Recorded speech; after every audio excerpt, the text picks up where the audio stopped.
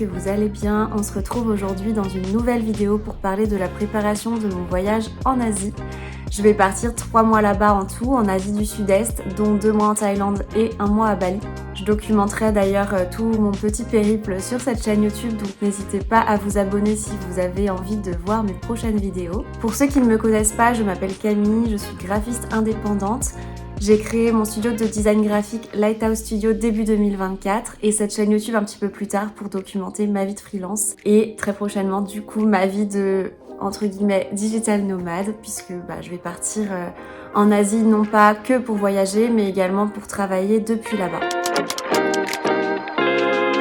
Déjà quand j'ai pris la décision de vouloir partir, c'est une décision que j'ai prise en mars dernier, je crois mars 2024. Quand j'ai pris cette décision de partir, pour moi la période a été le point de base de la planification de mon voyage puisque l'année dernière c'était ma première année entière en tant que freelance et j'ai assez mal vécu cette période entre janvier et mars-avril puisque être freelance c'est être seul chez soi la plupart du temps. Je voyais moins de monde, je sortais moins puisque il fait pas beau l'hiver et quand il fait déjà nuit à 17h, 18h, on n'a pas trop envie de ressortir le soir. Bref, c'était une période qui, d'un point de vue psychologique, a été assez compliquée pour moi et j'avais pas forcément envie de revivre la même chose cette année. Du coup, je me suis dit que j'allais partir puisque c'est une expérience que j'ai déjà menée dans mes études, le fait de partir seule, mais que je n'ai pas refait depuis un certain temps et c'est quelque chose qui me manque puisque ça fait 7 ans que je suis à Paris et là j'en ai un peu voire clairement marre de la vie parisienne et donc je cherchais un peu à pouvoir partir. C'est vraiment la période qui a défini un petit peu les destinations. L'Asie du Sud-Est à la base c'est pas spécifiquement une région du monde qui m'attirait énormément, j'étais plus portée vers l'Amérique du Sud mais je cherchais une destination où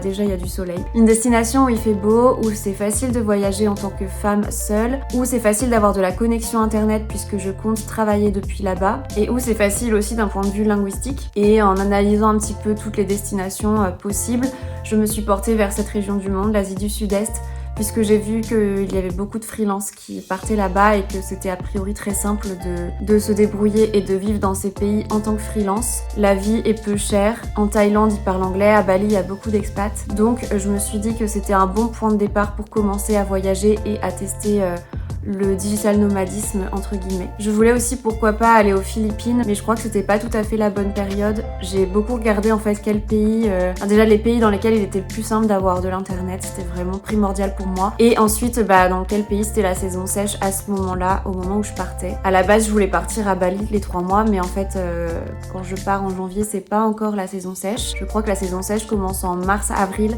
et c'est pour ça que j'ai choisi après de couper mon voyage en deux et de faire plutôt 2 mois en Thaïlande où là ce sera vraiment la saison sèche et 1 mois à Bali où ce sera normalement la fin de la saison des pluies et le début de la saison sèche, donc j'espère avoir du beau temps. Aussi c'est des pays où j'ai trop envie d'aller parce que d'un point de vue culturel ça a l'air super riche la Thaïlande. Il y a l'air d'avoir des temples magnifiques, les plages aussi ont l'air incroyables. C'est un de mes rêves de pouvoir nager avec des tortues donc j'espère que je vais pouvoir le réaliser là-bas. Même le fait d'aller dans la jungle, il y a plein de choses qui m'attirent.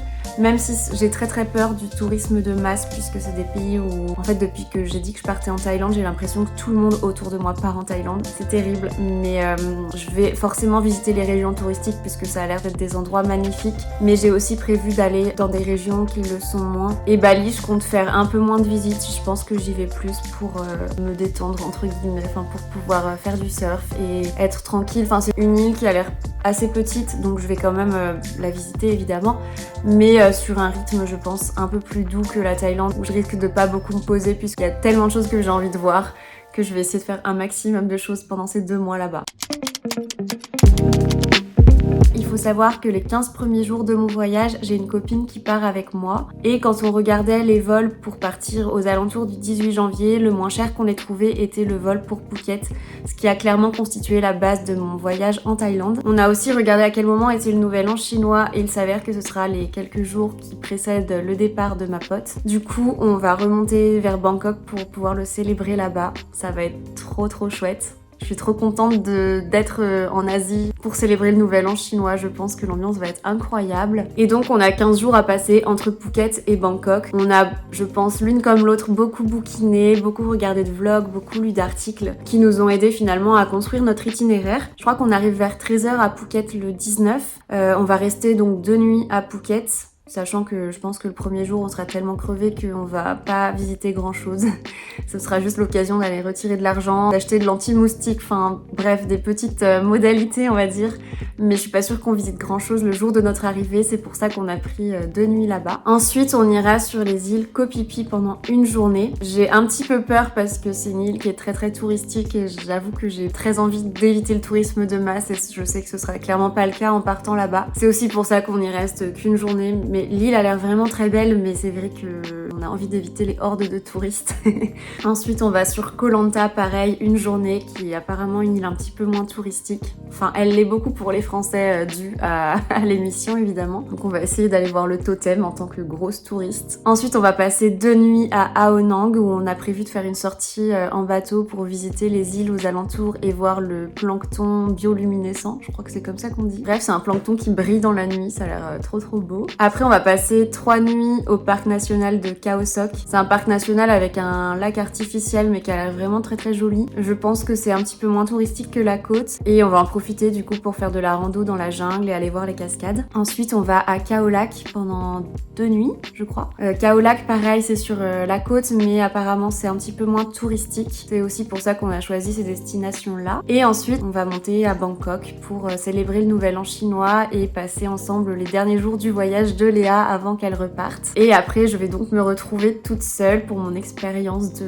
digital nomade où là mon itinéraire est pas hyper cadré. Je sais que je voudrais aller dans la région un petit peu à l'ouest de Bangkok et remonter ensuite vers Chiang Mai, Chiang Rai, Pai, etc. Enfin vraiment dans le nord de la Thaïlande qui est une région moins touristique et qui a l'air vraiment très belle aussi avec beaucoup de rizières, beaucoup de temples. Mais mon itinéraire n'est pas arrêté puisque je vais me laisser un peu porter par la vie, porter aussi peut-être par les rencontres que je ferai. J'ai pas envie en fait d'être bloquée dans mon itinéraire et de me dire bah non là j'ai que 2 nuits à tel endroit alors que j'avais peut-être envie d'en passer 3 ou 4. C'est pour ça que j'ai repéré les régions et les coins dans lesquels je voulais aller, j'ai repéré les choses que j'avais vraiment envie de voir, mais mon itinéraire est pas hyper défini sur la suite de mon voyage. Et Bali pareil, j'ai vraiment pas du tout regardé ce qu'il y avait à faire là-bas. Enfin, j'ai acheté un livre que j'ai pas encore lu. J'ai vraiment mis toute mon énergie sur la préparation de mon voyage en Thaïlande dans un premier temps puisque c'est un pays qui a l'air très riche culturellement et je m'y suis beaucoup intéressée alors que Bali j'y vais plus en mode détente entre guillemets même si je vais quand même bosser mais j'ai prévu de faire moins de visites et de un peu plus me poser, de profiter de faire du surf etc.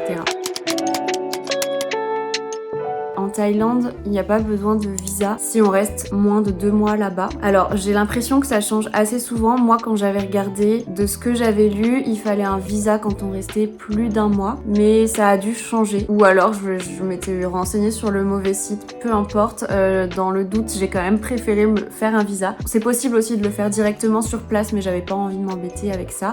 Du coup, j'ai fait un visa. Je crois que ça m'a coûté 35 €, ce qui me permet de rester un petit peu plus longtemps sur le territoire thaïlandais. Puisque sinon quand on part comme ça c'est 1 mois. Et c'était assez rapide, il y a un site internet, c'est un visa numérique.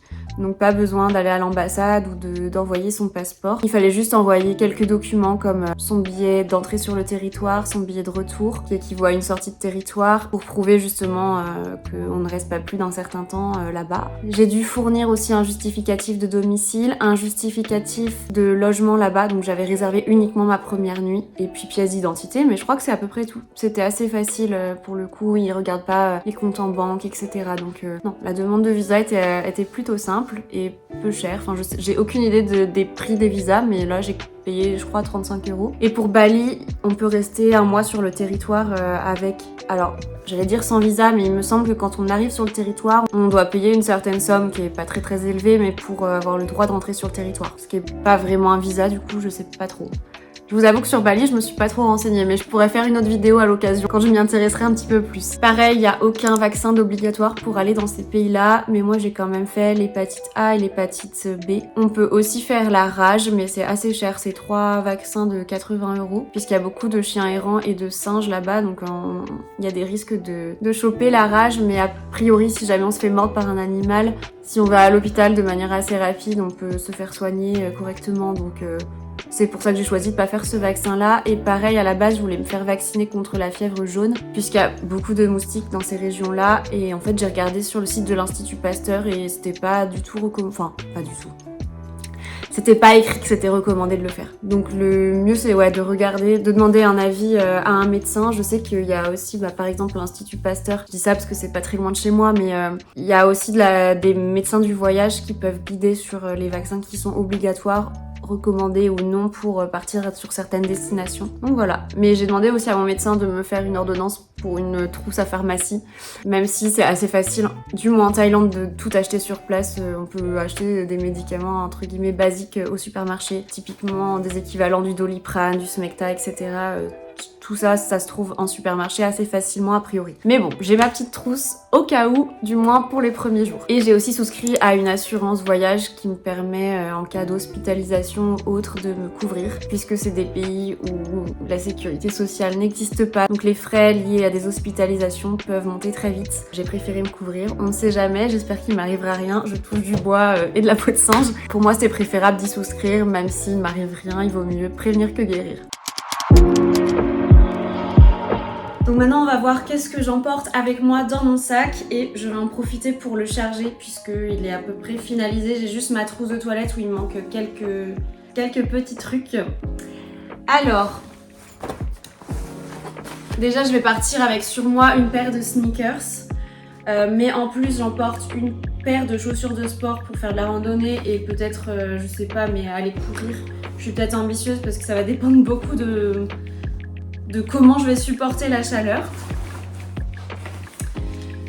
Je prends également une paire de Birkenstock pour la plage et pour marcher, pour faire des marches assez courtes, et une paire de chaussures d'eau.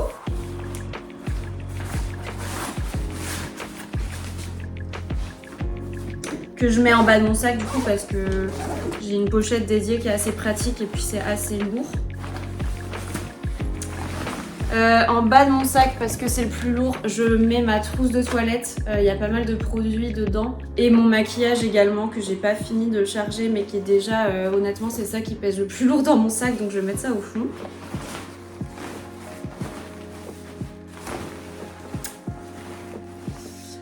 Ensuite,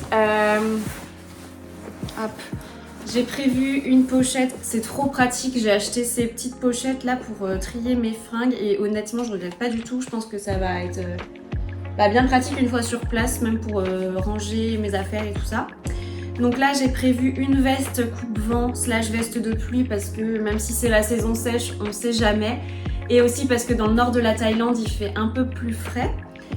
Et j'ai prévu, je crois, peut-être 5-6 hauts habillés et 1 ou 2 hauts de sport. Et puis une casquette pour le soleil. Ça, j'aimerais beaucoup pouvoir plier ça en deux, mais ça va être compliqué, je crois. Bon, mais tant pis, je vais essayer de mettre ça comme ça. Hop. Ensuite, qu'est-ce qui est le plus lourd? Ça. J'ai prévu, du coup, un short de sport et 3 ou 4 autres shorts et mon pyjama. Donc je vais mettre ça.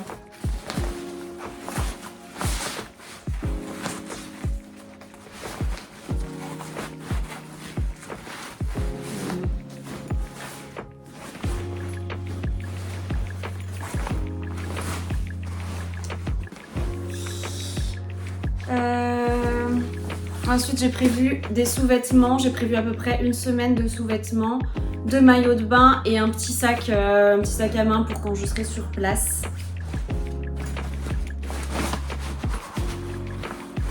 J'ai prévu chaussettes et chaussettes de sport également. Hop, ça va être bien rempli tout ça. Hein. Et ensuite j'ai prévu une robe de plage et une robe longue parce que pour visiter les temples il faut avoir les épaules et les genoux couverts. Et une autre combi short, combi tout court, pas short. Voilà, voilà.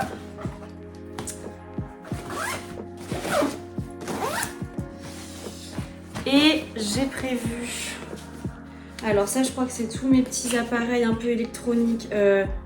Lunettes de soleil, j'ai acheté un adaptateur parce que je crois qu'en Thaïlande ils ont à la fois des prises comme en France et à la fois des prises un peu plus exotiques on va dire.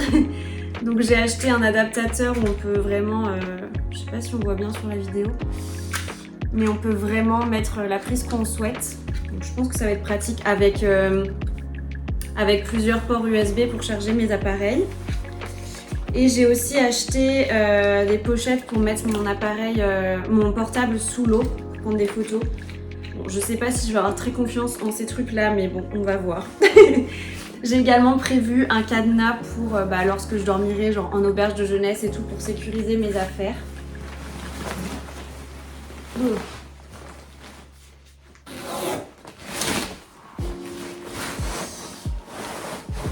Voilà, et puis une petite trousse à pharmacie que mon médecin m'a fait avec un peu tout le nécessaire, notamment pour le mal de ventre puisque la nourriture va changer. Et voilà, et ensuite j'ai un petit sac à dos que je porterai devant moi où là j'aurai mon ordi, ma tablette, j'ai prévu 1 ou 2 bouquins, un masque pour dormir dans l'avion, des boules caisses et je pense un peu de nécessaire, des choses que j'emporterai avec moi dans l'avion, type lingettes et autres, puisque le périple va quand même durer 24 heures, donc bon, on va prévoir le nécessaire. Voilà pour mon sac. Là c'est le moment de vérité. Normalement il n'est pas trop lourd. Je dis bien normalement. Je pense que c'est ma trousse de toilette qui pèse assez lourd, mais je l'ai pesé l'autre jour, il n'y avait pas ma trousse de toilette, il faisait 8 kg. Donc je pense que j'en ai pour à peu près 12 kg de sac à dos, donc ça va, ça reste... Non, ça reste faisable. C'est pas trop lourd. Après ça va être mon petit sac à dos qui risque d'être lourd puisque mon ordi pèse un peu une blinde. Mais voilà!